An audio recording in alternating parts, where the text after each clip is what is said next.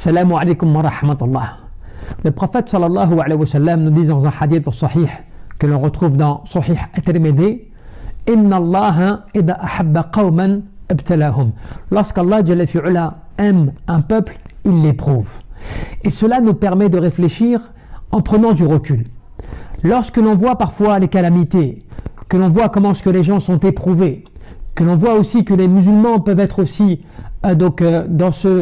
dans cette atmosphère de calamité et d'épreuve, eh bien il faut aussi se poser la question: penses-tu que cela est un mal qu'Allah Jalla fi'ula veut à tout prix pour les musulmans?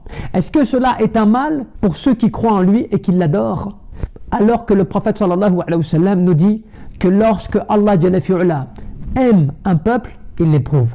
Il suffit de regarder l'histoire, regarde les prophètes, regarde les envoyés, comment est-ce qu'ils ont été éprouvés, comment certains d'entre eux n'ont même pas fait un jour, certains d'entre eux ont dû même implorer Allah Jalla fi'ula tellement les calamités de leur peuple, leurs difficultés, jusqu'à même le dernier des prophètes, Muhammad ibn Abdullah alayhi salatu wassalam, qui était le meilleur des prophètes, de tous les prophètes, la meilleure des créatures sur terre.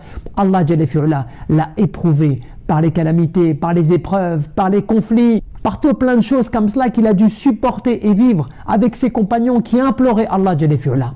Parce que certes, c'est le principe même de cette vie.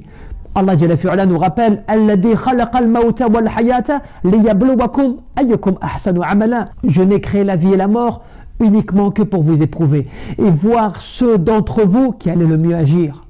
Donc à partir de là, nous devons comprendre que ce bas monde, c'est une demeure d'épreuves et d'examens, et que le croyant sera mis à l'épreuve. Finalement, les calamités et les difficultés que vit le croyant dans ce bas monde, eh bien cela est un moyen de purification pour l'au-delà.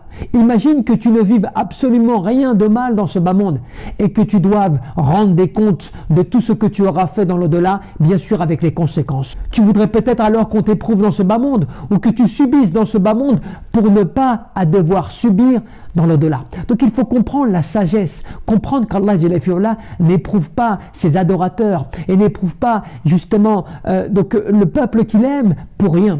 C'est pour cela qu'il faut prendre du recul, analyser et voir que dans tout ce qui a été décrété par Allah subhanahu wa ta'ala, il y a une sagesse. Et à cela, l'adorateur doit faire preuve de piété et d'agrément de tout ce qui est décrété par Allah subhanahu wa ta'ala. Wallahu a'lam. Barakallahu fikum.